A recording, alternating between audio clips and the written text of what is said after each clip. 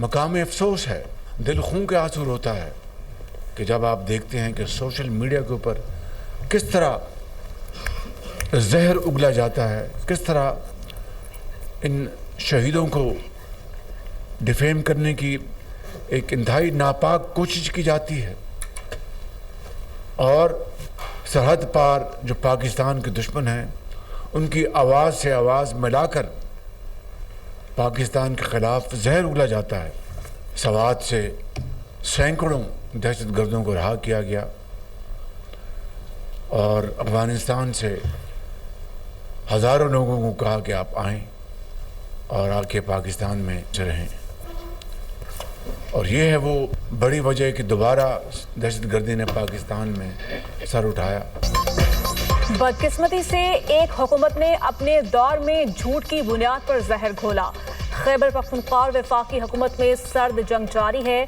शहबाज शरीफ का कौमी वर्कशॉप में खैबर पख्तूनख्वा के शुरका से खिताब कहा।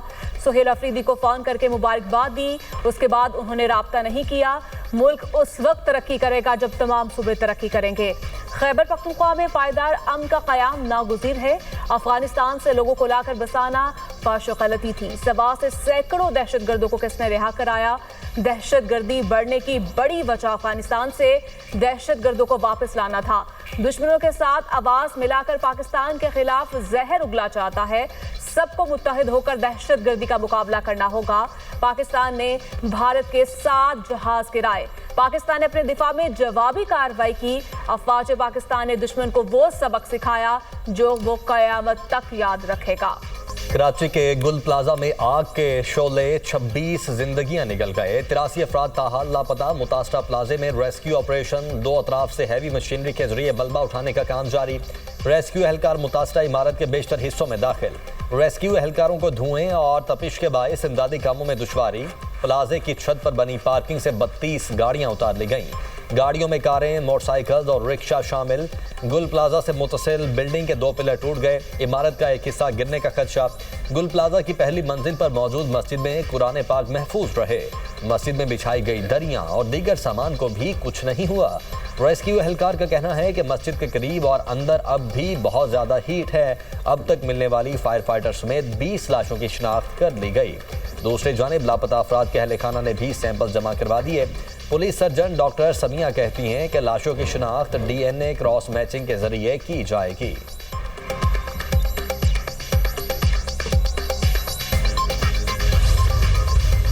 जिस तरीके से इस वक्त अभी फायर फाइटिंग हो रही है, तो इंशाअल्लाह अल्लाह ने चाहे जल्द से जल्द हमारी कोशिश है इस ऑपरेशन को इख्तिताम की तरफ लेके जाएं। मलबा बहुत ज़्यादा है, उसमें टाइम तलब है। तकरीबन ये है कि हफ्ता 10 दिन लग सकते हैं। अभी तक जो ऑपरेशन चल रहा है उसमें तकरीबन 28 से 30 बॉडीज जा चुकी हैं। हमारे नुमाइंदे ऊपर भी पहुँचे हुए और तमाम चीज़ें सर्चिंग का सिलसिला चल रहा है। गुल प्लाजे का मलबा बहुत ज्यादा है, उठाने में 10 रोज लग सकते हैं। Chief fire officer Humayun Khan का खदशे का इजहार। मीडिया से गुफ्तगू करते हुए कहा, इमारत की तकरीबन तमाम दुकानें आतिशज़दगी से मुतासर हुई। सर्च एंड रेस्क्यू ऑपरेशन जारी है। इमारत खस्ता हाल है। जानों का तहफ़्फ़ुज़ यकीनी बनाना तरजीह है। फायर फाइटिंग के दौरान हमारा एक अहलकार भी शहीद हुआ। महदूद वसाइल में बरवक्त इमदादी कार्रवाई की। गुल प्लाजा में रेस्क्यू ऑपरेशन जारी है। लाशें निकाली जा रही हैं। वज़ीर इत्तलात शर्जील मेमन का कहना है कि वज़ीर आला की बनाई गई कमेटी तमाम पहलुओं का जायजा लेगी। हुकूमत आवाम की बेहतरी के लिए फैसले करती है। जो भी मुहर्रिकात होंगे वो सामने लाए जाएंगे। गुल प्लाजा के सिर्फ 2 गेट खुले थे। प्लाजे में 26 गेट हैं, जिनमें से 24 बंद थे। ऐनी शाहिद दुकानदार जुबैर के इंकशाफात। बताया, आग बहुत तेजी से फैली, पूरी मार्केट में धुआं भर गया, सांस लेना मुश्किल हो रहा था। हमारी दुकान में खवातीन समेत 12 से 15 अफराद थे। हम अपनी मदद आपके तहत अंदर गए। अपने कजन समेत बहुत से लोगों को खुद इमारत से बाहर निकाला। दूसरे कजन का कुछ पता नहीं चल रहा। कम अज कम हमें लाशें ही मिल जाएं ताकि उनकी तदफीन कर सकें। गुल प्लाजा में आग लगने के फौरी बाद के मनाजिर सामने आ गए। प्लाजा के अंदर फंसे शहरी ने आग लगने के फौरी बाद की वीडियो बनाई। इमारत में फंसे अफराद जान बचाने के लिए भाग दौड़ करते रहे। आतिशज़दगी से मुतालिक हुकाम की रिपोर्ट भी सामने आ गई। आग से निमटने के हिफाजती इंतजाम भी न होने का इंकशाफ। प्लाजा में हंगामी अखराज का कोई मुनासिब रास्ता मौजूद नहीं था। तंग रास्तों के बायस इमदादी कामों में मुश्किलात पेश आई। 500 दुकानों की गुंजाइश वाली इमारत में 1200 दुकानें कायम थीं। गुल प्लाजा की तामीर में कवानीन की खिलाफ वर्जी। इमारत 1980 की दहाई में तामीर हुई। 1998 में इजाफी मंजिल तामीर की गई। पार्किंग एरिया में दुकानें बनी और छत को पार्किंग में बदला गया। 2003 में इजाफी मंजिल को रेगुलाइज किया गया। बेसमेंट समेत 3 मंजिलों पर 1021 दुकानें बनाने की इजाजत थी। नक्शे की खिलाफ वर्जी करके 1200 दुकानें बनाई गईं। सिर्फ 179 दुकानें मंजूर शुदा नक्शे के मुताबिक तामीर हुई। राहदारी और बाहर निकलने की जगह पर भी दुकानें बनाई गईं। गुल प्लाजा जैसे वाक़यात रोकने के लिए लिए गए फैसले सिर्फ कागजों तक महदूद। सन है गुल प्लाजा से सिर्फ एक माह कबल सरकारी इजलास की दस्तावेजी। रोदा दुनिया न्यूज़ पर 15 दिसंबर को कराची में डिप्टी कमिश्नर जुनूबी की ज़ेर सदारत इजलास हुआ। लाजमी सेफ्टी ऑडिट के बगैर NOC ना देने पर इत्तेफाक हुआ। तय हुआ सिंध बिल्डिंग कंट्रोल अथॉरिटी हर इमारत का सर्वे करेगी। हर इमारत में आग बुझाने के आलात, फायर अलार्म और हंगामी अखराज के रास्तों को लाजमी करार दिया गया। सिविल डिफेंस का सरकारी शोबा इजलास के फैसलों पर अमल ही नहीं करवा सका। KMC के फायर डिपार्टमेंट की जानिब से इमारतों का कभी कोई ऑडिट ही नहीं हुआ। SBCA बिल्डिंग प्लान में भी फायर सेफ्टी का कोई जिक्र नहीं था। Petroleum chief UBG SM Tanveer की वज़ीर आला सिंध से मुतासरा ताजरों की हर मुमकिन मदद करने की अपील। कहते हैं मुराद अली शाह आग लगने के वाक़े की फौरी इंक्वायरी कराएं। जो बेरोजगार हुए सिंध हुकूमत उनकी भी मदद करे। सदर FPCCI आतिफ इकराम शेख का टोकन के तौर पर 50 लाख रुपए की इमदाद का ऐलान। कहा हुकूमत फौरी माली इमदाद और डिजास्टर रिलीफ पैकेज दे। सीनियर नायब सदर FPCCI साकिब फयाज का कहना है फायर ब्रिगेड के अमले की कोशिशों को सराहते हैं। आलात की कमी और पानी की किल्लत से आग बुझाने में ताखीर हुई। बिल्डिंग कंट्रोल अथॉरिटी का किरदार भी सवालिया निशान है। कराची जैसे बड़े शहर के लिए सिर्फ 40 फायर टेंडर। वज़ीर आला पंजाब का गुल प्लाजा सान्हे में 26 जानों के ज़िया पर गहरे दुख का इजहार। मरियम नवाज की लापता अफराद की खैरियत से बाजियाबी के लिए दुआ। मरियम नवाज का कहना है आतिश ज़दगी में शहीद अफराद के अहले खाना का दुख नाकाबिले बयान है।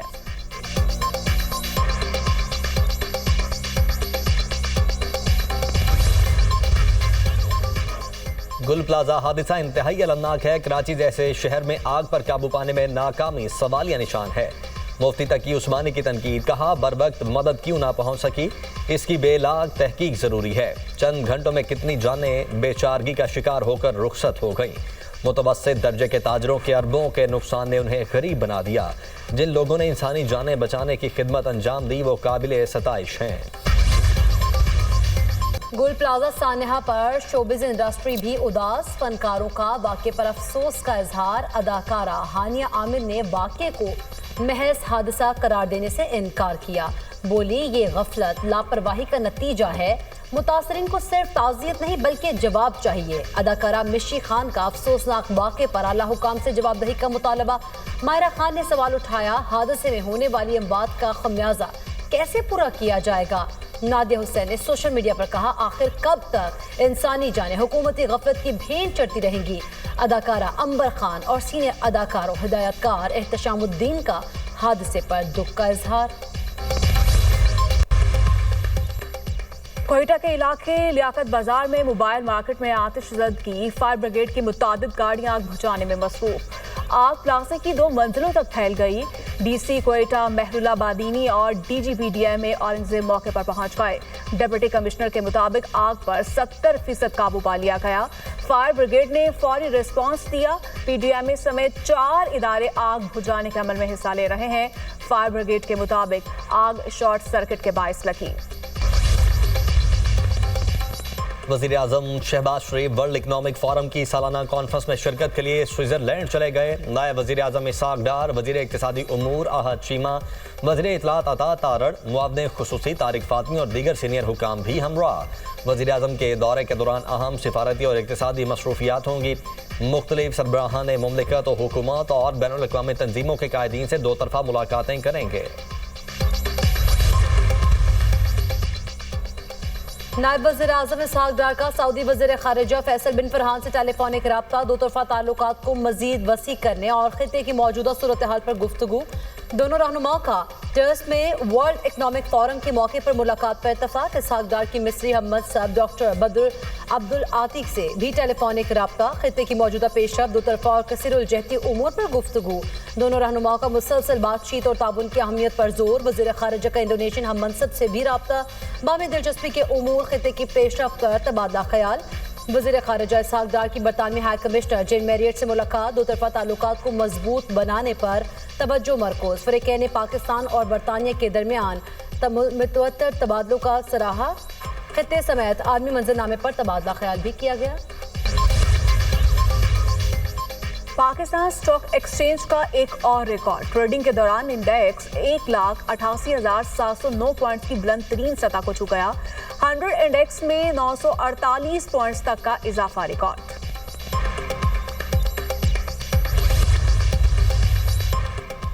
बलोचिस्तान काबीना ने मिसिंग पर्सनस का मसला मुस्तकिल बुनियादों पर हल कर दिया। सरफराज बुगटी ने कहा, मुख्तलिफ लोग मिसिंग पर्सनस पर सियासत करते हैं, हमने ये प्रोपेगेंडा दफन कर दिया। गुड गवर्नेंस मौसर कवानीन के नफाज से ही मुमकिन है। सरकारी सतह पर मुकदमात की पैरवी मजबूत बुनियादों पर होगी। बलोचिस्तान काबीना का तमाम महकमों में भर्तियों के अमल को मरहलावार डिजिटलाइज करने का फैसला। सूबे की 2 नई डिवीजन्स पशीन और कोहे सुलेमान के क्याम की मंजूरी दे दी गई। ख्वाजा आसिफ की महमूद खान अचकजई और नवाज शरीफ के दोस्ताना ताल्लुक की तस्दीक। कहा, महमूद खान अचकजई के नवाज शरीफ और मेरे साथ अच्छे ताल्लुकात हैं। अपोजिशन लीडर से इख्तलाफ हो सकता है मगर उनकी सियासत मुस्लिमा है। वज़ीर दफ़ा का कहना है, मार्का हक के बाद JF-17 की बहुत डिमांड है। JF-17 की अहमियत यूरोपियन जहाज़ों से भी ज़्यादा हो गई है। कई ममालिक JF-17 खरीदने के लिए तैयार हैं। ये नहीं बता सकता किस मुल्क के साथ हम मुआहदा करने जा रहे हैं।